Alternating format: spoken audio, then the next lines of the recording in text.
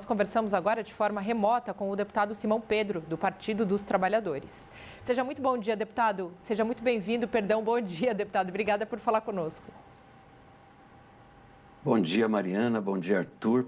Satisfação falar com os ouvintes telespectadores da TV Assembleia sobre esse importante assunto que é o uso a dependência de drogas, né?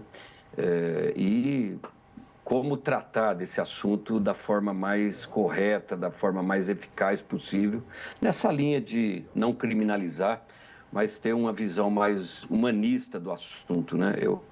É com esse foco que nós estamos trabalhando na CPI.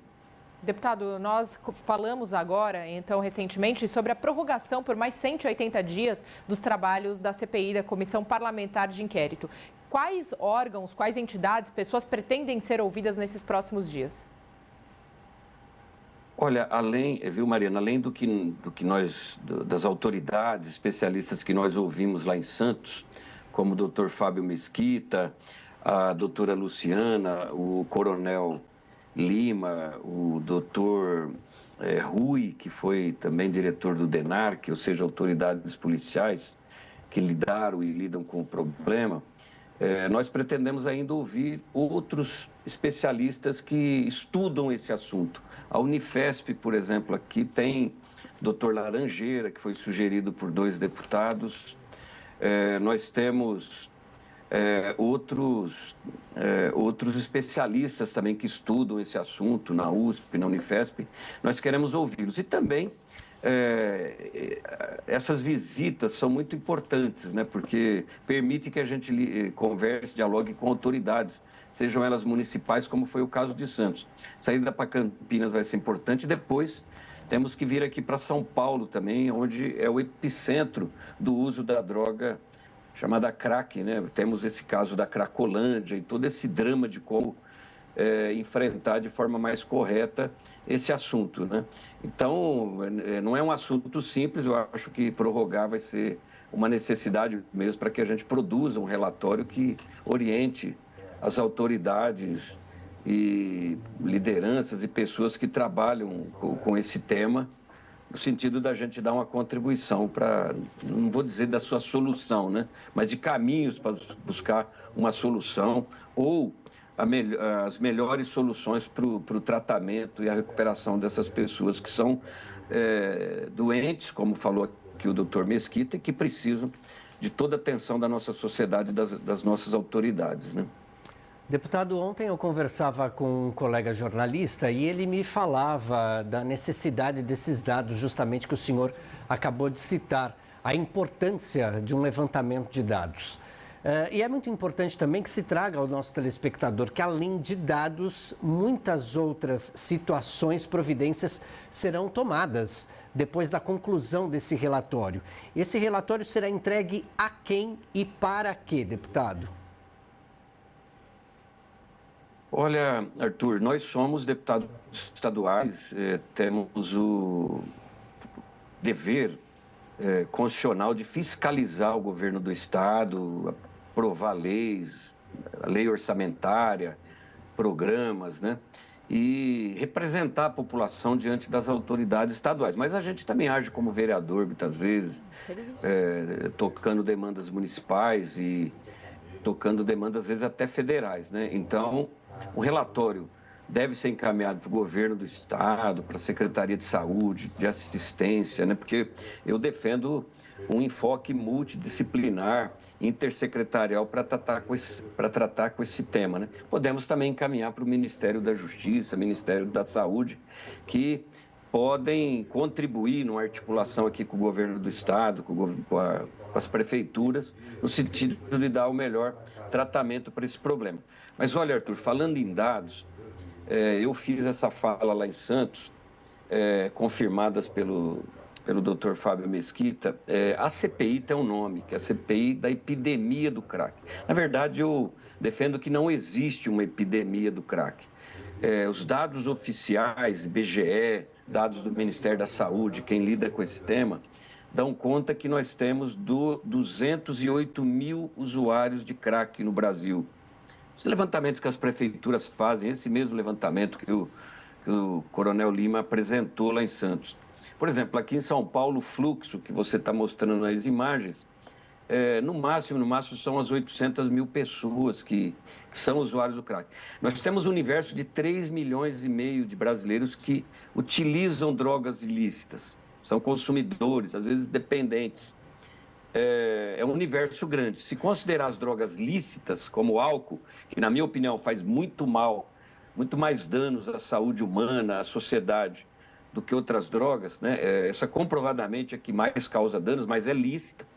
Mas considerando as ilícitas, de 3,5 milhões, 200 mil, menos de cerca de 0,1% da população brasileira é que usa essa droga, que ela é barata, mas ela causa um mal muito grande, né? E por isso que a população de rua, essas pessoas que saíram do sistema prisional sem serem acolhidas pela sociedade, acabam caindo nesse tipo de droga. Ela é mais fácil, né? E o usuário acaba cometendo pequenos delitos, roubo, furto, pega alguma coisa para trocar por essa droga, né? Mas não é uma epidemia. Por isso mesmo, a gente tem condições de tratar esse problema, né? Com as políticas públicas corretas, né? Concentrando os usuários, tentando trazê-los para o tratamento, no caso da saúde, procurando colocá-lo no mercado de trabalho. Isso é possível. Eu ajudei no programa De Braços Abertos, na gestão Haddad, quando fui secretário de serviço. Nós colocamos 400 usuários que participam desse fluxo aí na Cracolândia para trabalhar na limpeza do centro de São Paulo. 4 horas por dia de trabalho, mais 1 hora de atividades coletivas ali, no sentido de ouvir uma palestra, né? Então, assim, é possível o tratamento, é possível a abordagem correta, né? Mas precisamos ter um diálogo, ter humildade de dizer que nem todo mundo é dono da verdade. Então, por isso que eu acho que a CPI pode dar uma grande contribuição no sentido de ouvir todas as partes, né? Que nem nós ouvimos. Ouvimos o pessoal que defende uma política de redução de danos, tem aqueles que acham que o tratamento tem que ser mais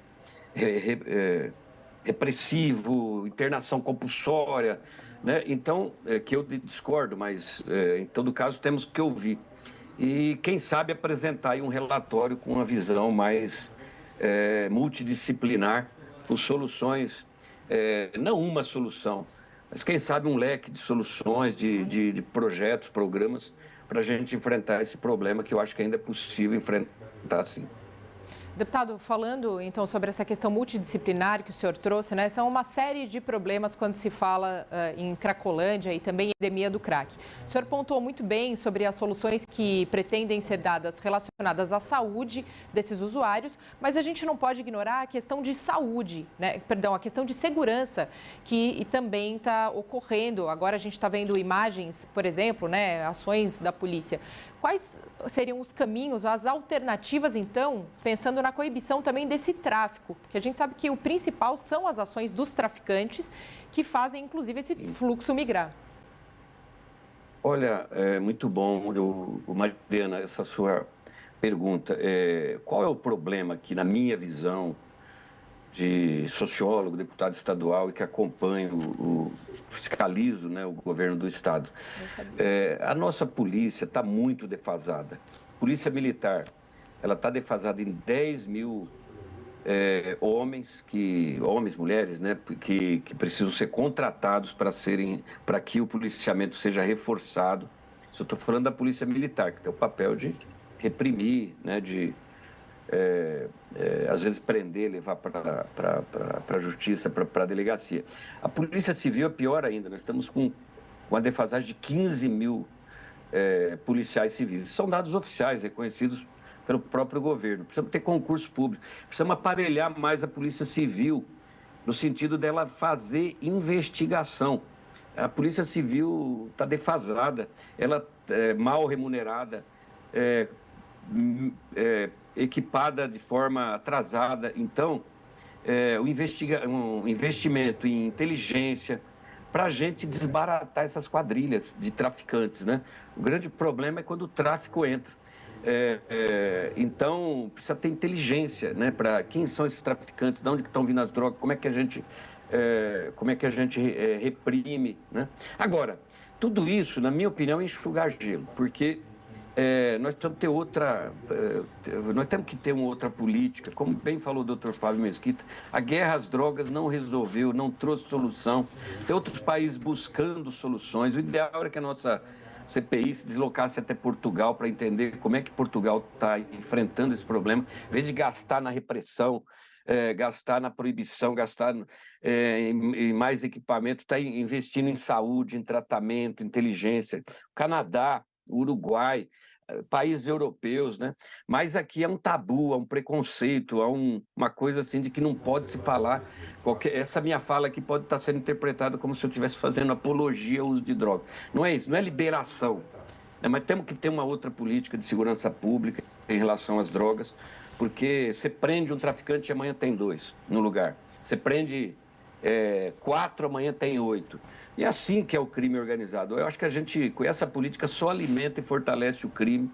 Então, é muito difícil enfrentar com essa política atual que a gente está fazendo, né? Proibindo, reprimindo somente. E eu acho que nós temos que... Por exemplo, já temos um pequeno avanço com a questão do uso medicinal da maconha, né? O próprio governo do estado reconheceu, sancionou uma lei do deputado França. O governo federal e o Congresso Nacional já está avançando, mas são avanços muito tímidos ainda em relação a determinados tipos de drogas que eu acho que a gente podia enfrentar esse debate com muita coragem, porque senão a gente vai estar... Eu acho que acho que estamos caminhando para um caminho que não... Solução não vem, né? Deputado, olha, esse assunto dá pano para manga, como o ditado diz. A gente poderia falar várias horas aqui sobre esse assunto, mas acho que é importante a gente trazer esse trabalho que os senhores têm feito aqui na Alesp, que é de mapear isso. E por meio desse mapeamento, as discussões são feitas e aí tem que se chegar num acordo. O senhor esteve em Santos e irão a Campinas. Existem outras regiões do estado depois? Só traz para a gente relembrar essa situação, por favor. Vai chegar um pouco mais para cima lá no estado, com divisa com outros estados também? Como é que está programado tudo isso? Olha, Arthur, nós não fizemos ainda uma reunião avaliativa da audiência que fizemos lá em Santos ainda, deve ocorrer a semana que vem, né? E a gente pensar os próximos passos da CPI, né? Organizar também os convidados, né? Eu sugeri que a gente fizesse em bloco, né? Pesquisadores das universidades, autoridades da segurança pública, depois autoridades da área da saúde, para a gente organizar as várias informações, os enfoques que tem, né? Agora, o problema do crack, ele se dá, assim, nas grandes cidades, onde tem maiores aglomerações urbanas, né? Provavelmente temos pontos em Campinas, que é importante lá ouvir as autoridades municipais de segurança para saber o tamanho do problema. Mesmo ali em Santos, os informes que o coronel nos trouxe, era assim, olha, tem um ponto aqui que tem 10 usuários, tem outro ponto ali que tem 2, tem outro ponto ali que tem 3. Eu poderia ter uma visão assim, mais otimista. Olha, não é tão pesado assim, ou seja, dá para enfrentar, dá para, com abordagem correta, né, enfrentar esse problema. Eu acho que um problema grande, maior, chama São Paulo, chama Cracolândia, centro de São Paulo, que, infelizmente, políticas erradas espalharam a Cracolândia para outros pontos da cidade. Hoje você vai passar aqui no Glicério, né, ali atrás, para baixo da Liberdade, ali virou uma Cracolândia. Eu moro aqui na Zona Leste, aqui perto do Corinthians, na Trabalhadores com Aricanduva. Ali tem